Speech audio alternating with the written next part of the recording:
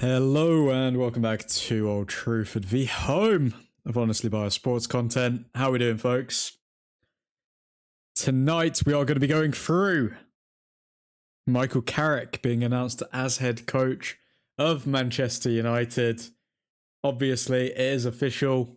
He has beaten Solskjaer to the post, which we all saw yesterday, but Carrick has experienced his first, I guess you could say, day acclimatizing to the club, and yeah, just reminiscing on good old times when he was interim manager for 3 games. So Carrick has done his first interview.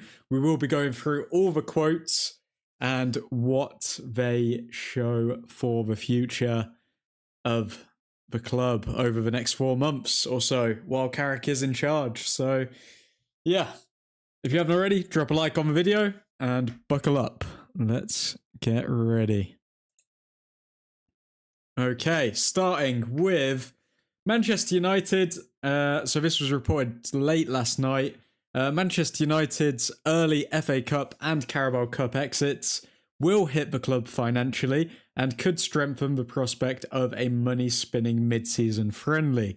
United have held talks with Turkey Al Sheikh, the chairman of the General Entertainment Authority of Saudi Arabia, about visiting the region. I don't know if I've highlighted the article down the line, but rumour has it we could earn around £10 million in terms of revenue from this little, I don't know, mid-season friendly, whatever you want to call it. But yeah, looks like Carrick will be going to Saudi Arabia, I guess. Sir Alex Ferguson recommended Michael Carrick over Ole Gunnar Solskjaer for the United interim manager role. So that's interesting. I mean, I don't know how Ole Gunnar Solskjaer is going to feel about that, but either way, Sir Alex Ferguson did recommend Carrick over Solskjaer. I can see why. I mean, obviously, you don't want to be tainted from the past, and if you've already got that taste of failure at United, then I can see why a lot of people would lean towards the fresh option, which is Michael Carrick in this case.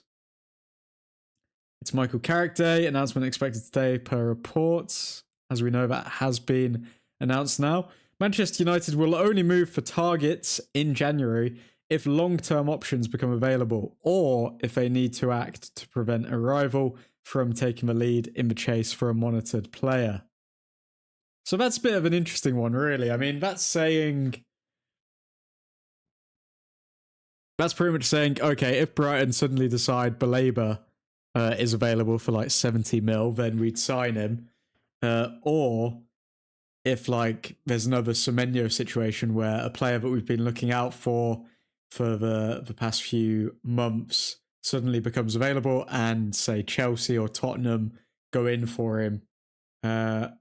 So yeah, I mean, it's kind of a weird one because it's saying we do have the money, but we're not going to spend it right now unless our rivals go in for it. But like, why not?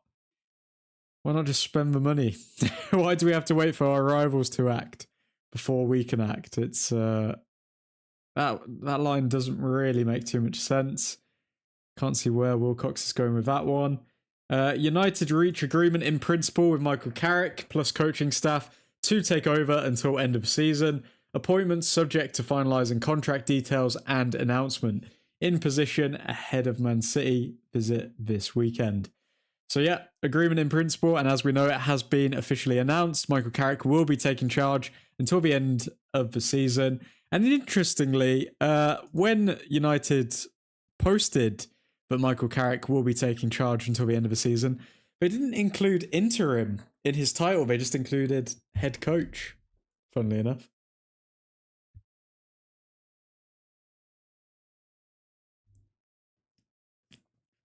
Michael Carrick will be in position as interim head coach in time for next Saturday's game against Manchester City.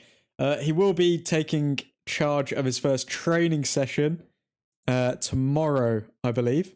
And just prepare yourselves for all of the reports saying that, oh, okay, the players loved the training session and the vibes were really good. just like the report said under Fletcher, and then we go on to draw and lose to Brighton and Burnley. So, yeah. The process of appointing an interim coach has been led by Jason Wilcox and Omar Barada. Sign-off was required by Sir Jim Ratcliffe and the Glazer family. Attentions will now turn to bringing in a permanent manager in the summer. Okay, so it looks like these two are just going to let him do what he wants for the rest of the season, and behind the scenes, they've got 5 months, by the way, guys. I mean, even after the World Cup, maybe 6 months. They've got 6 months to decide who the next appointment is. They can't say they were rushed. They can't say, I don't know, they can't say it wasn't a matter of having to act impulsively. They have plenty of time. They better get the next manager right. Otherwise, I think the fans will genuinely stop turning up to games. Manchester United have made direct contact with Ecuadorian club Edison Castillo. Basically, we're in for someone called Castillo, and we've got to wait until he turns a certain age before he can join the club. Okay. Steve Holland. So a lot of people have I don't know, a lot of people haven't been too happy about this appointment. So Steve Holland to be part of Michael Carrick's backroom team at Manchester United. Jonathan Woodgate, Johnny Evans, and Travis Binion also on staff. So the reason why people aren't happy with Steve Holland being appointed is obviously his links to Southgate. So people are saying that obviously this is a soft launch for Gareth Southgate becoming full-time head coach at Manchester United, but I don't think that's the case. I think Steve Holland is just, I don't know, one of the best that's available when it comes to a coaching staff. I mean, he obviously has been in a lot of high-profile games, got high-profile results with England. You could say that England played quite a defensive style of football. If you look at all of the coaching staff, if you look at Jonathan Woodgate, top-level defender, Johnny Evans, former United defender, and Travis Binion. I'm not too aware of Travis Binion, but if you look at Woodgate, Evans, and Holland, you could argue that they're all defensive style of managers. And given that Carrick, we know, as you'll see later on, he is quite an attacking coach. So I think that he's brought in a bunch of defensive coaches to help balance him out and also hopefully keep a clean sheet with the squad. But we'll have to wait and see, I guess. Let's see. So instead of joining Michael Carrick's coaching team, Darren Fletcher will return to managing the under-18s at Manchester United. So Darren Fletcher decided that, okay, I don't want to be a part of this coaching team for the next 4 months. I want to go back to my under-18s. Which, that in itself sounds a bit dodgy, but it's an interesting one. It's a very interesting one with Fletcher. I mean, does he not believe that we can get top 4, maybe? I mean, he's come out publicly saying that we could, but why would he not want to be a part of the coaching staff? Maybe he sees himself as a head coach in his own right, and he thinks that being an assistant will kind of hinder his development as a coach. So could be positive, could be negative, but either way, Fletcher's not involved. Greetings, admin, says Christian. Good to see you, man. I have a question for you. After Carrick gets sacked, will Ineos sign an under-16s coach to replace him, or will they go for someone with even younger experience, like a kindergarten teacher? Oh, I've missed you, Christian. I've missed you, you prick. Nah, I think let's see who outperforms who. It's Rosanier versus Carrick for top 5. Let's see come the end of the season, Christian, because you get very, very vocal in these streams when you guys are doing a bit well, but every time you're losing, you seem to be as quiet as a church mouse, my friend. So keep that same energy towards the end of the season, when Michael Carrick is absolutely duppying Rosanier. Michael Carrick's backroom staff at United: Steve Holland, Jonathan Woodgate, Johnny Evans, Travis Binion. This was Michael Carrick arriving at Carrington this morning. A nice little drive in. 17 matches to get us into the Champions League. You have our full support. He does indeed. I mean, don't get me wrong, the board don't have our full support, but Carrick, you definitely do. Fletcher was offered a place in Michael Carrick's coaching staff, but he declined as he'd prefer to work with the under-18s than our first team. That's insane. It's insane. Holland worked under... So this is a pretty funny one. The start of this sounds really good, and the end of it, not so much. So Holland worked under Gareth Southgate at England and spent several years with Chelsea, where he had major success under a number of managers. Holland was sacked as a manager of Japanese club Yokohama F. Marinos in April after only 4 months in charge. So yeah, it's a bit of an interesting one.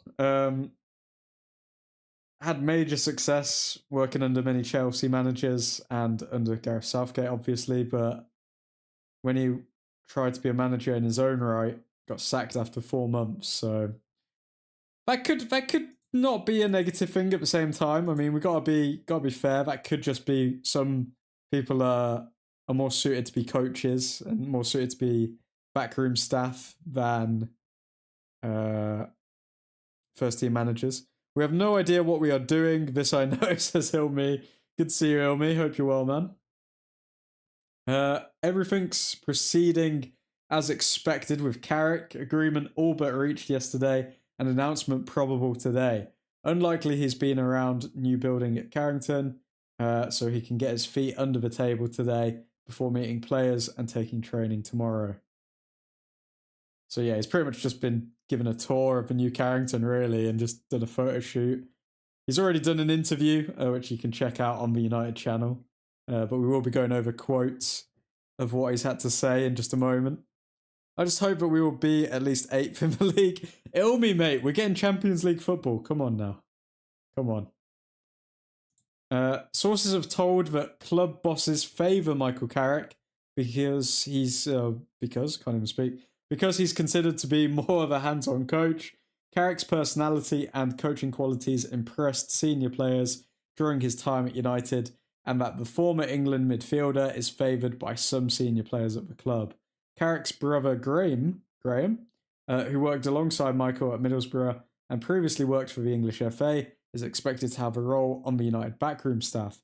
If negotiations with Carrick reach a successful conclusion, well, we know that they have, and it looks like Michael Carrick is working with his brother. Fair enough, I guess. I don't even know what to make of that. Is Graham Carrick good? But yeah, it feels like we'll get onto the real reasons why Carrick got the job in just a moment. And obviously a bit of Delo slander. We can't have an old Truthford stream without it. Never give up. If Diogo Delo can be a Manchester United player, you can become anything you want. So this is a nice clip of Ten Hag's last game, where Delo takes it past the keeper, is in acres of space, and what does he do? Hits the post. Outside of the post as well. Not even the inside of the post. He hits the outside of the post. Well done, Delo. Oh my god.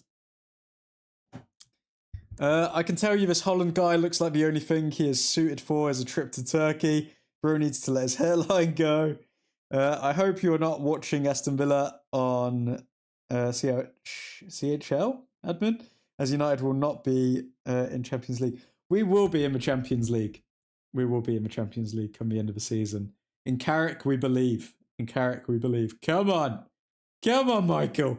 Come on. Manchester United are not planning to bring Marcus Rashford back to Old Trafford despite Ruben Amorim's departure. The decision to offload Rashford was as much influenced by club officials, including Jason Wilcox and Omar Barada, as Amorim himself. With Wilcox and Barada remaining as the main decision makers, a Rashford return seems highly unlikely. I mean, did anyone think that Rashford was actually going to come back?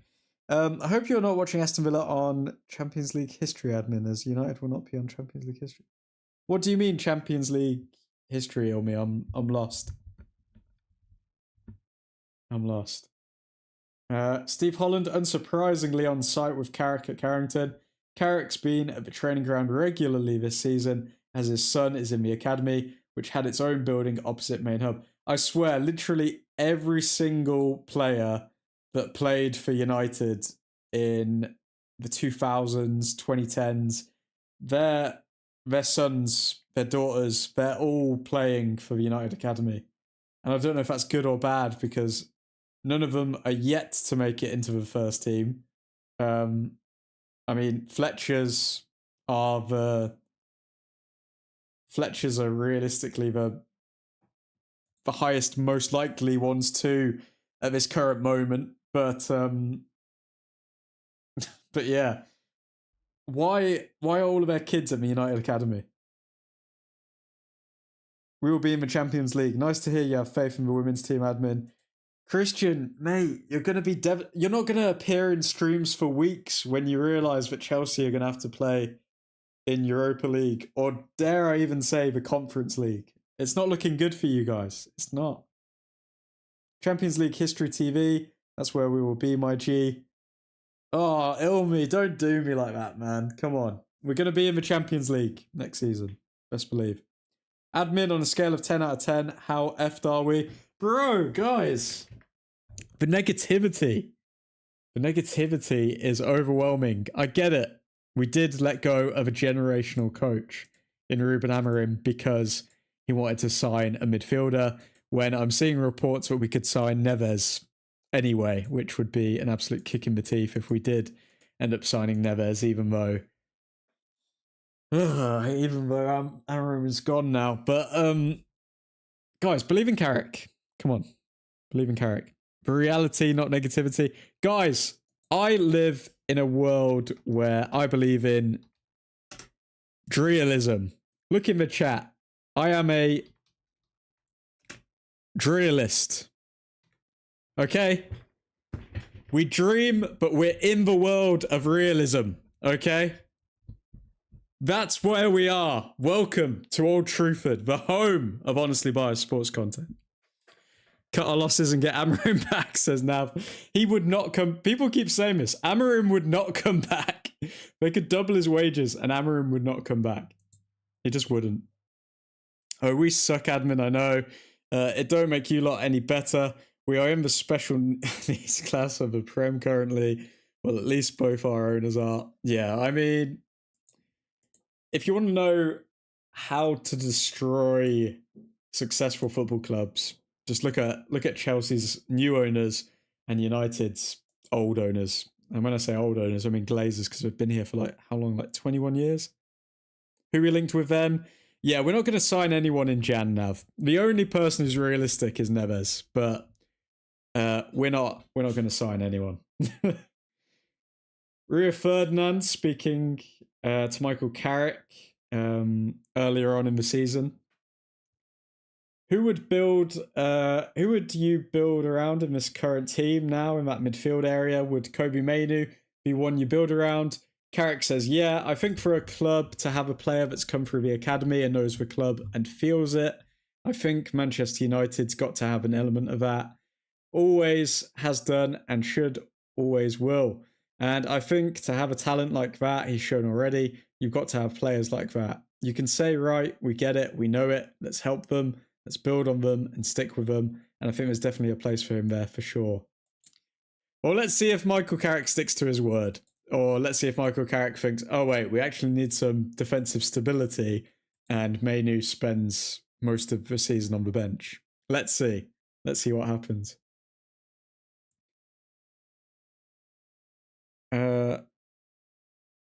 Why the owners are the fault. Realist equals deluded realist.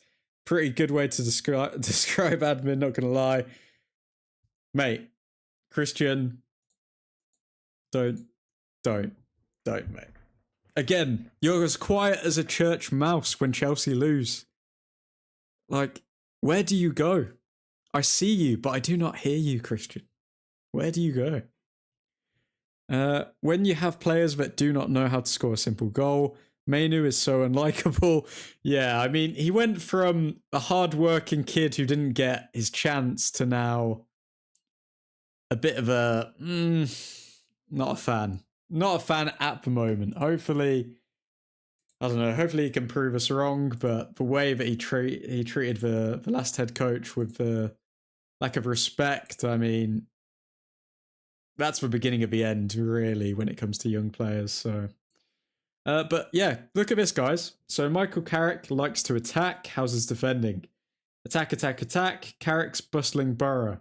So in the championship, from the 29th of October 2022 to the 3rd of May in 2025, so pretty much 3 years, Michael Carrick's Middlesbrough were first in all of these areas. Goals, total shots, shots on target, expected goals, big chances created, touches in opposition box, successful passes. And this is why when people look at, I don't know, Steve Holland, they look at Jonathan Woodgate, they look at all of these other backroom staff, assistant coaches that he's brought in, they balance him because they're all pretty much defensively minded coaches. He clearly knows how to set up a team to get the most out of them attacking wise, but he needs a balance of defensive minds, and that is why we've got the backroom staff that we've got. So, I mean, I'm not entirely against this backroom staff. I've seen a lot of people go against them. Christian, what are your honest thoughts about Garnizzi? By the way, I need to buy tickets for United versus Liverpool game as I am travelling to see United beat them. Please, anyone, let me know how to get the tickets. I do not know anyone to get tickets, I'm afraid, Ilmi. I do not know.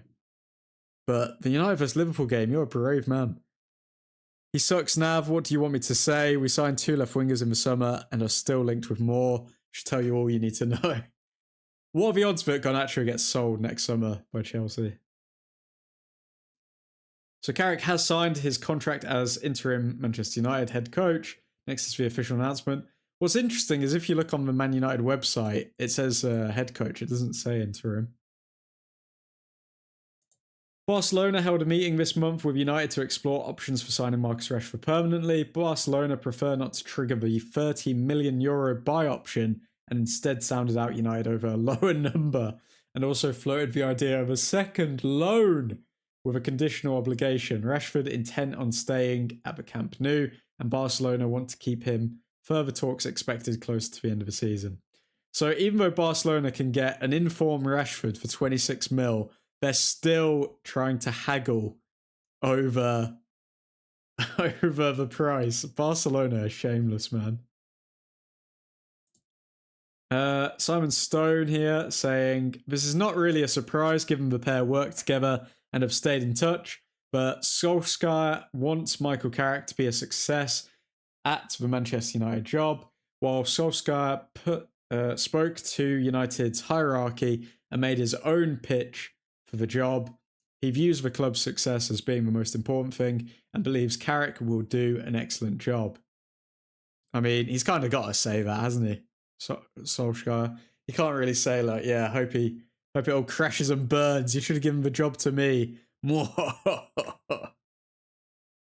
Kobe Mainoo remains as desperate as ever to play ahead of this summer's World Cup and would still be open to a loan move this month if his opportunities are going to be limited under Carrick.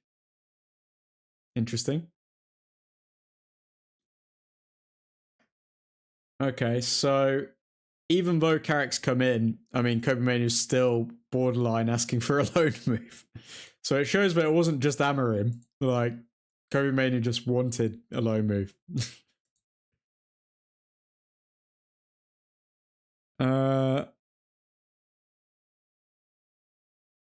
Barcelona need a discount coupon to sign players. It's peak for them. If anyone should be sold, it's Gittins. He effing stinks. He's not the player that we thought. I would have sold him a year ago. Are you talking about Rashford or are you talking about Mainoo, Ilmi? Or are you talking about Garnacho? Both. Yeah, fair enough. Roberto De Zerbi has many admirers at Manchester United. The club are keen to appoint a head coach with Premier League experience. Although United have had to change coach in mid-season, don't expect the club's transfer strategy to alter in the wake of Carrick replacing Amorim.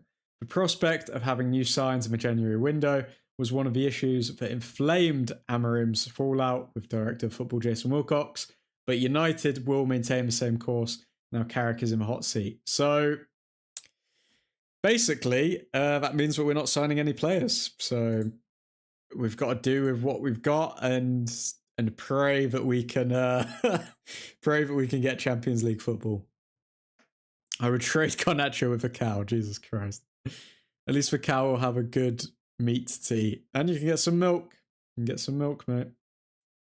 Manchester United are unlikely to reinforce their squad in the transfer window under Michael Carrick. Okay. So Michael Carrick is literally in charge of Manchester United with the current squad, and he is expected to get Champions League football. Bruno Fernandes has had enough with what's going on at Manchester United and is looking to leave the club. Don't blame him. I mean, if I was Fernandes, I'd leave. I'd leave at the end of the summer. I mean, sorry, after the World Cup. I'm out of here if I'm Fernandes. David Ornstein on why United have chosen Carrick over Solskjaer. Ole represented to the hierarchy a lot of what had happened previously. Perhaps some of them felt it was too big a step backwards. And here we go. Michael Carrick returns to Manchester United as new caretaker manager until June. Steve Holland, we've gone through his backroom stuff already. Darren Fletcher chose to return to the under-18s. I mean, Darren Fletcher would rather play with under-18s instead of the first team. There's your thumbnail. There's your clickbait title. Okay, now let's see some of Michael Carrick's first words as Manchester United head coach. So, having the responsibility to lead Manchester United is an honour. I know what it takes to succeed here. My focus is now on helping the players to reach the standards that we expect at this incredible club, which we know that this group is more than capable of producing. I have worked with a number of the players already and have obviously continued to watch the team closely in recent years. I have total belief in their talents, dedication, and ability to be successful here. There is still a lot to fight for this season. We are ready to pull everyone together and give the fans the performances that their loyal support deserves. Okay. Speaks well, Michael Carrick. Says the right things, but can he achieve what we need on the pitch? That's the question. Jason Wilcox. Yes. Jason Wilcox. Oh, guys, stop. Stop. Okay, let him speak. Let him speak. Jason Wilcox is going to speak. Okay. Jason Wilcox is going to speak. Michael is an excellent coach and knows exactly what it takes to win at Manchester United. He is ready to lead our talented and determined group of players for the remainder of the season as we continue to build the club towards regular and sustained success. Okay. Having the responsibility to lead, we've read that one out.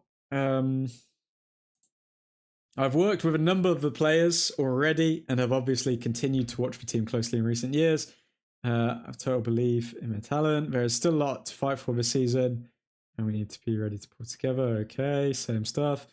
Sources say that Manchester United didn't want to change coach and sack Ruben Amorim mid-season, but results and behaviours made it necessary.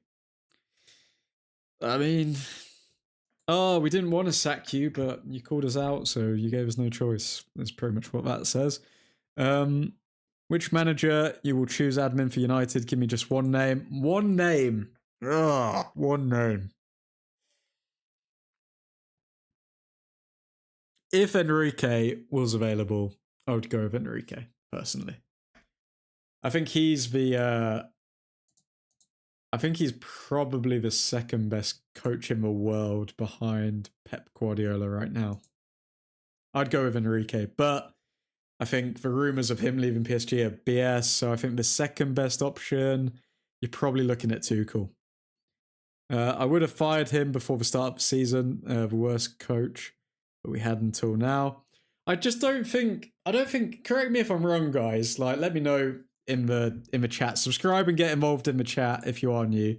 I just don't know I just don't know if United fans want another young coach. I just don't think, like, I've been seeing a lot of links to De Zerbi today, which we will go through in just a moment. I don't think we want another young coach. I think we did it with Amorim. We all saw that it was going to be a project, and it feels like the manager, if they are young and they know it's going to be a project, they're either going to be a puppet or they're going to get really annoyed at the fact that they're not being backed fully. So it's a hard one, man. It's a hard one. I'm not confident with young coaches anymore. I'm not. So where are we? I would have fired him before the start of the season, the worst coach that we had until now. You believe in XG, right? So Amorim with stats, you can see he's the worst coach ever of United.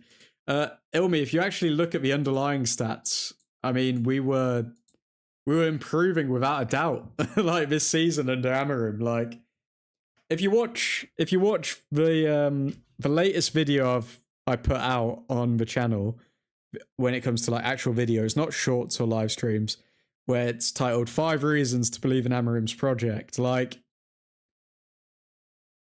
we were literally improving in every single game this season compared to last season. And like people need to understand how a football structure is built. We signed loads of attacking players in the summer.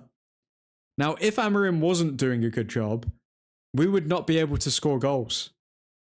But no, we signed a bunch of attacking players. Our XG improved. So Amorim set them up. Amorim had the tools, aka the players, and he set them up in a way where, oh, okay, we are creating more than any other team in the season. We are competing with the Man Cities, with the Arsenals when it comes to our attacking output. But then people expect, oh, okay, we need to have our defensive worries completely solved, when for a large portion of the season, we've been playing with like 2 fullbacks and like a 19-year-old in the back line. Like, who thinks that our defense is going to be amazing with 2 fullbacks and a 19-year-old? Like, Luke Shaw, I get it, okay? Luke Shaw, fair enough. I mean, he's done all right as a left centre-back because he doesn't have to run.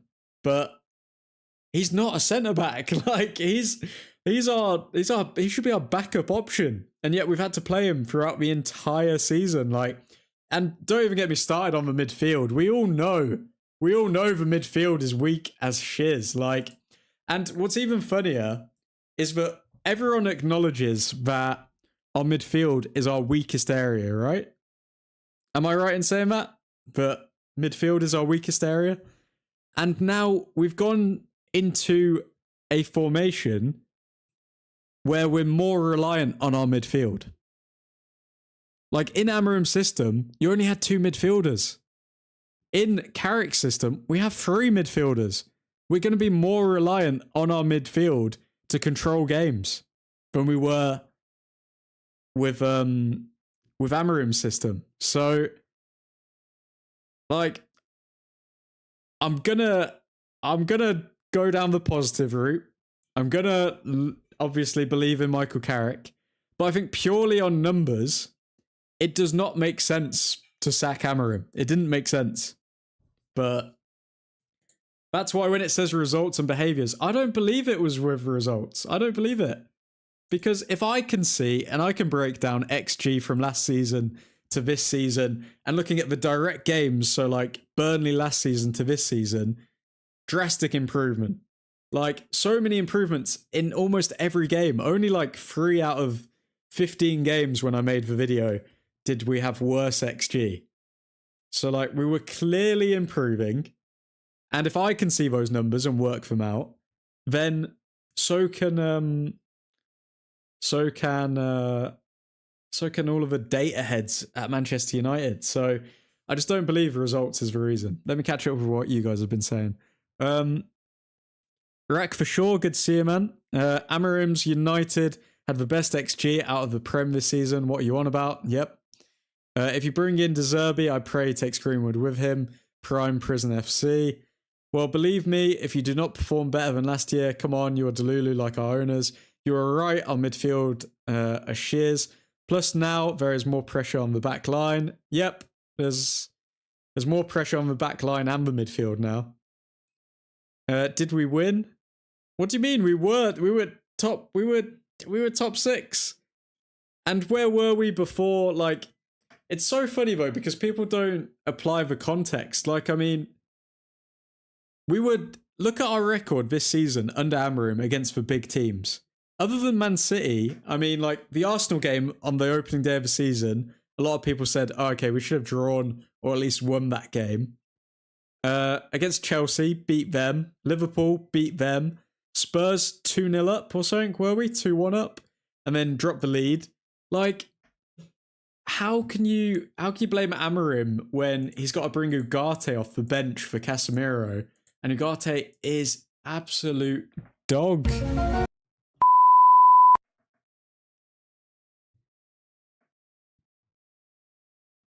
Had 5 at the back in defence to support the weak midfield, but the management had other ideas with United having to be a back 4. And that's why I hope that Michael Carrick, obviously he was a top-class midfielder in his day, I'm hoping he has a solution to United's midfield problem. Because if he doesn't, we are absolutely stuffed and we are not getting Champions League football. I can tell you all that for nothing, but hopefully Michael Carrick has the answers. Carrick's next 5 matches as Manchester United boss: Man City at home, Arsenal away, Fulham at home, Tottenham at home, West Ham away. So, I mean, it's not the easiest run of fixtures, is it, for Michael Carrick? More on Michael Carrick's appointment as Manchester United caretaker. Okay, let's see what we've got here. See if we've got any more details. By the way, guys, like the stream if you haven't already, and subscribe if you are new. Get involved in the chat. 4 points from the next 5 games, says Christian. Okay, let's go through that first. So I'm gonna say, I've got a funny feeling we draw or beat Arsenal. So I'm going to go with a 2-1 win against Arsenal. I'm going to say 3 points there. Fulham at home, I'm going to say we win. 6 points. Tottenham at home, we win. 9 points. West Ham, we draw. 10 points. And Man City at home, we lose. So I'm going to go with 10 points from these 15 games. I mean, from these 5 games, from these 15 points. Man City L, Arsenal L, Fulham L, Spurs W, West Ham draw. Nah. Believe. Carrick. It's Carrick. You know. Don't believe it ain't so. It's Carrick. You know. Okay. Manchester United didn't want to make a change, but results and off-field fallout forced their hand. Still a belief Champions League football qualification is possible this season. Wilcox led the process of hiring a caretaker. Manchester United believe this gives them time to run a thorough process to find a permanent coach. Carrick was picked and Solskjaer interviewed because United wanted someone who understood the club, given there is limited time for acclimatization. Ruud van Nistelrooy was a third candidate approach. Didn't hear anything about Ruud. Carrick is viewed as a leader and displayed an ability to work collaboratively as well as showing strong knowledge of the current playing squad. Wilcox and Carrick both had a hand in hiring Steve Holland and Jonathan Woodgate. So that's interesting. Wilcox and Carrick chose Carrick's backroom staff. Neither have worked with Holland before, but there is agreement his experience will prove valuable. Darren Fletcher chose to return to the under-18s, and Manchester United view him as an excellent coach and one who impressed them during his 2 games in charge of the first team. Okay.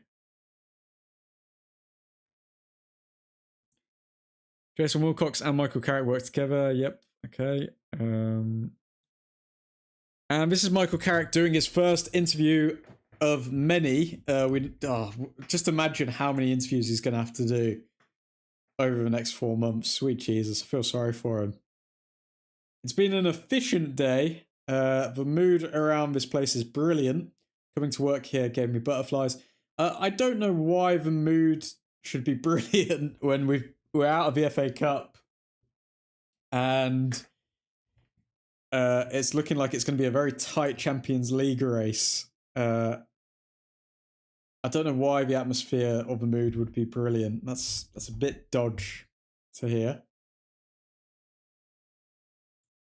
United still pinning the upheaval on Amorim, bemoaning his behaviours as well as the results. Club have ample time to identify and appoint next permanent coach. They settled on Ten Hag in March 2022, and he was confirmed with 5 games still to play that season. I've learned loads since the last time at United. I feel in a really good place to be here. I understand the job and responsibility. This is my favourite football club in the world. I love it. I'm massively driven to make other people feel that. I mean, Carrick did come out with a very positive first interview. I did manage to watch it before the stream. And yeah, I mean, he's saying all the right things, if we're being honest, guys. He's saying all the right things.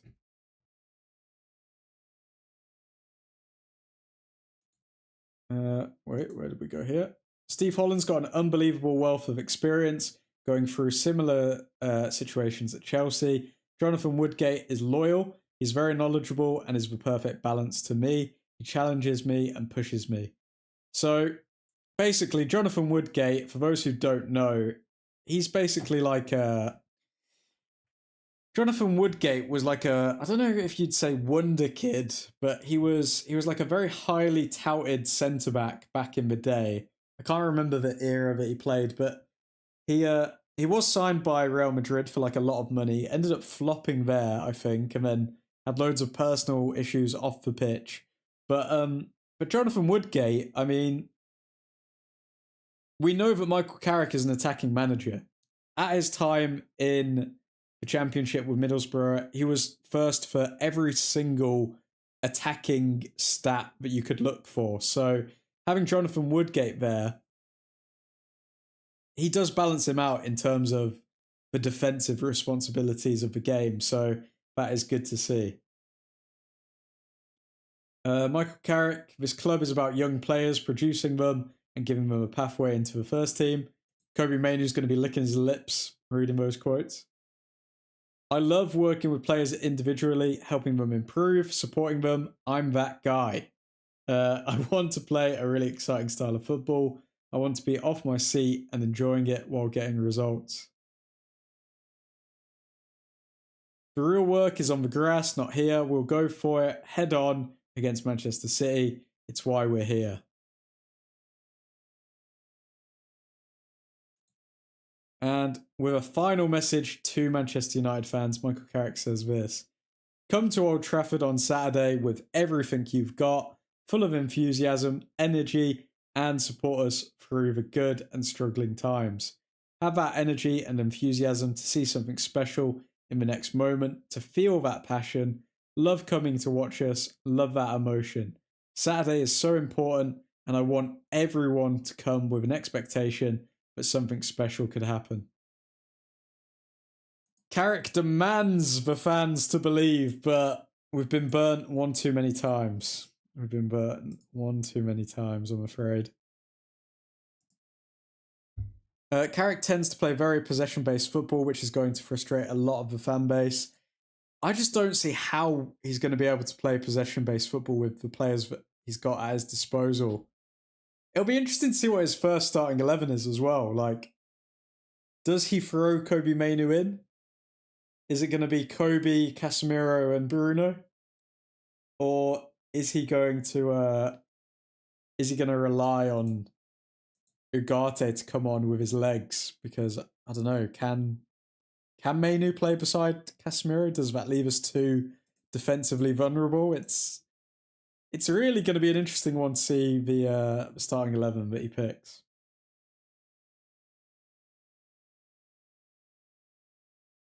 Also, I don't know how much possession he's going to maintain against Man City. That'll be an interesting one.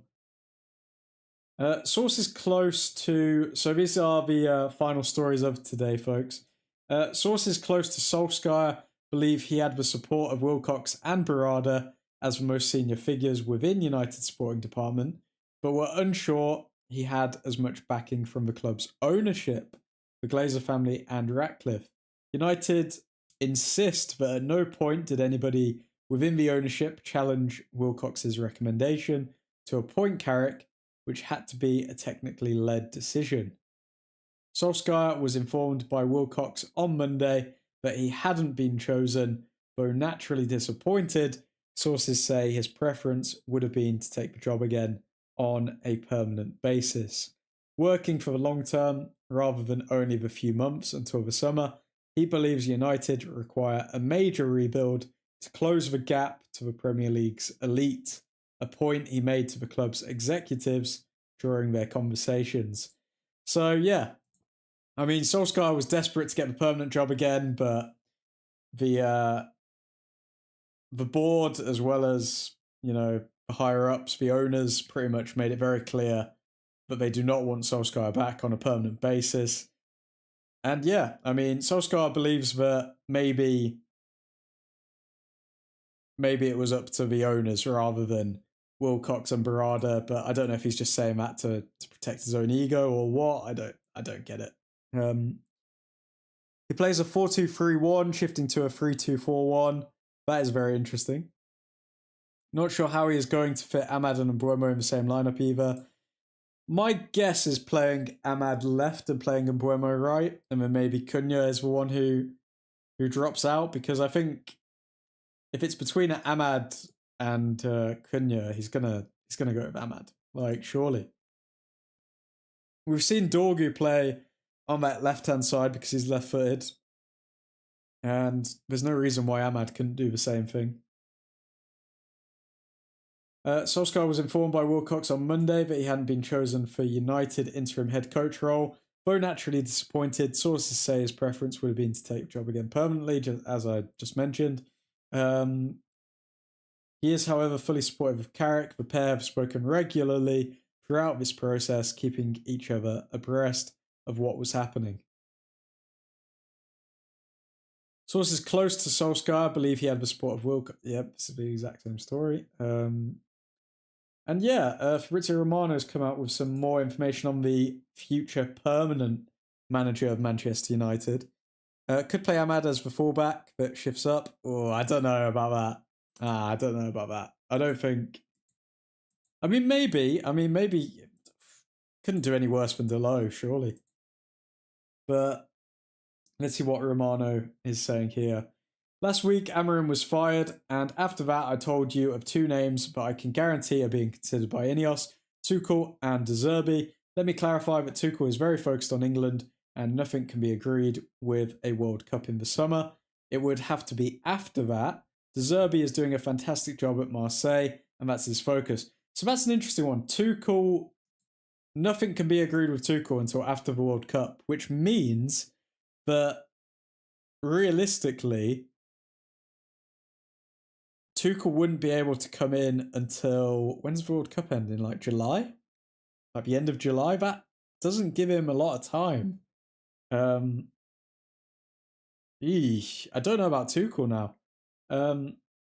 Many questions today on De Zerbi's, who been linked to the United job by the English press. He's going to be one of the names under consideration and appreciated by people at United, but not the only one. But he is for sure one of the managers appreciated. So the task for Michael Carrick and his coaches is clear from Manchester United executives to deliver Champions League football for next season. So that's the goal, guys. If we do not get Champions League football under Michael Carrick, then we can add it to a long list of failures under Ineos. And yeah, we're going to have to wait and see for that. What is your opinion on Delo? Delo is absolute trash, Rex. Delo is one of the worst players that has ever played for Manchester United. And he's been overhyped for years, and now people are finally waking up to him. again, like, fortunately for me, everything that I post is in the public domain on Manchester United. You can look on this channel, you can type in Delo, and you can see the videos I've been making on him for years at this point. For years. Like, I'm talking way back, like, I don't know when. I think like Ten Hag's first season, I've been making videos. I mean, even when Solskjaer was here, I was like, Delo is not good. He's not good. Whenever he comes on, we look weak. And yeah, I think that's one take where it's funny how people pivot on their opinions, especially like content creators. I like to be very firm in my opinions. Like, if I say that somebody's not good enough, it's very rare that you'll see me backtrack or track back or whatever it's called. But other people, like, I swear they can be like Delo's biggest fan and like, Delo's the best, Delo's the best, Delo's the best. And then suddenly just flip a switch and like, yeah, Delo's trash. Delo's terrible. And I'm like, you've been saying that he's amazing for like 4 years. What is this? But yeah, no, Delo needs to go, man. Delo needs to go. Hopefully in the summer that'll be one of the outgoings. Maybe we need to sell Delo for cash, get like 20, 30 mil, sell him to some Portuguese team. I mean, please, just anyone, take him. Take him. Please take Delo. Folks, for those of you who are just joining, subscribe, get involved in the chat, drop a like if you are new. But yeah, the goal for Michael Carrick is Champions League football. We've got that in black and white now. I remember how you used to defend Højlund and kept on saying he would come good. Just saying, admin, just saying. But then also, Christian, give me my credit. I was one of the first people to go against Rasmus Højlund. I was one of the first people to say that Rasmus Højlund isn't working out. He needs to go. Like, with you, obviously, as a rival fan, I was being very positive because you gotta back your people when you gotta back your family when outsiders come for your family. But at the same time, within my family, I was one of the first people to say that Højlund was trash. Like, again, look at the channel. It's all there. It's all there. Delo hate appreciation. I appreciate it, Rex, man. Thank you for the super chat, bro. Man. A Delo hater is a friend of the admins. That's all I can say. Credit given. Unlike Goldfish, who acted like his boyfriend, even when it was 100% obvious he was trash. Like, there were points when Højlund was showing potential. Like, he had a purple patch. It looked like he turned a corner. But then you see, like, okay, all of his goals are kind of coming on the counter-attack. He's not really doing anything but wrestling players. Like, whereas Šeško, you can see like a variety of different finishes. You can see good movement, good runs. It's just a case of him getting set up properly. And I think you can see that now that in Amorim's, and again, like, big fan of Amorim, but I will say quite confidently, Šeško is going to be one of the players that benefits from Amorim leaving, because like, it seems as though everyone in the attack was benefiting from Amorim, but Šeško wasn't for whatever reason. I don't know if that's a system flaw. I don't know if that's just the personnel around him. I don't know what that is, but Šeško is going to be one of the players that explodes under Michael Carrick, just like he has under Fletcher. I mean, I saw a stat where it's like 3 or 2 games under Fletcher, 3 goals, and 17 games under Amorim, 2 goals or something like that. 3 goals under him, maybe. I still think we should have let Højlund stay another year, because who else do we have now besides Šeško? But then we needed to get Højlund off the books to make the Šeško signing, realistically. Like, I can understand the train of thought of like having both of them, but can you realistically have 2 strikers that cost like 70 mil and one's going to be a bench player? I don't think you can in modern football. Like, I think you need to at least get rid of one. And I don't know. Again, even though Højlund scored a few goals in Italy, like, it's a slower league. he thrives on counter-attacking plays. We know Conte likes to play on the counter-attack. Oh yes, I just think it's a match made in heaven for Højlund. I mean, Højlund he played in Italy before and he was scoring. That's where we signed him from.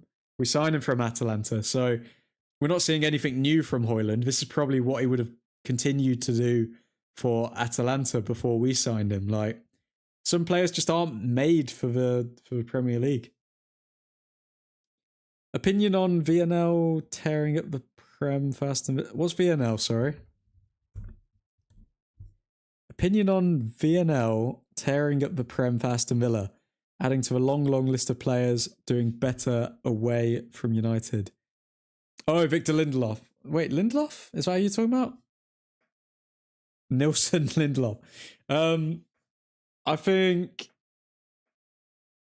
I don't know. I think the question for United wasn't really if he was good enough.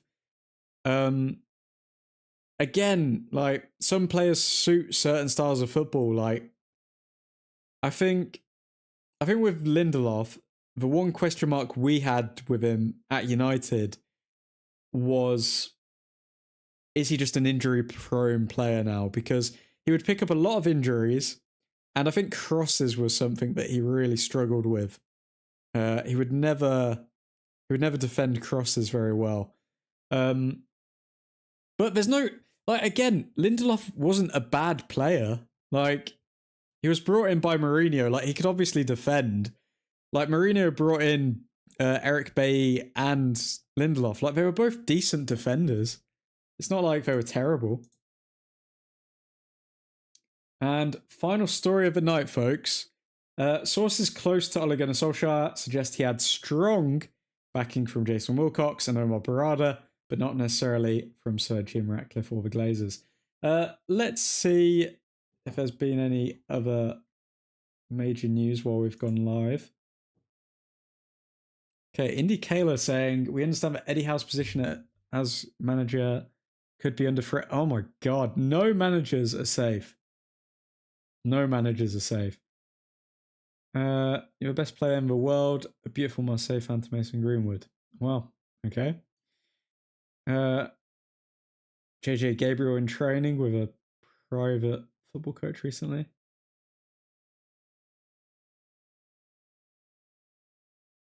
I don't know who the hell this guy is.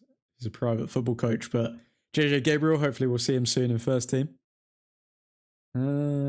Any other news?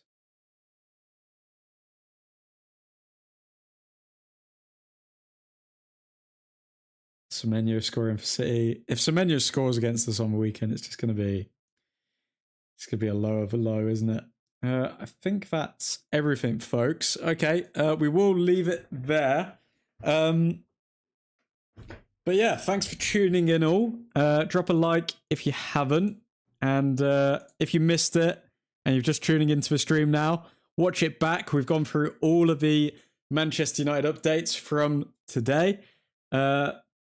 But yeah, I hope you all have a delightful evening. Special shout out to the members of the channel. Special shout out to Mr. Kiefer Bix, Mr. Ethan Johnson, Nick, the Dutch Destroyer, and Mr. Matty Scott. We do go live every single evening covering all Manchester United news, so there's nothing that you will miss. But yeah, if you are interested in joining and becoming a member of the channel, getting a shout out at the end of every stream, then hit that join button.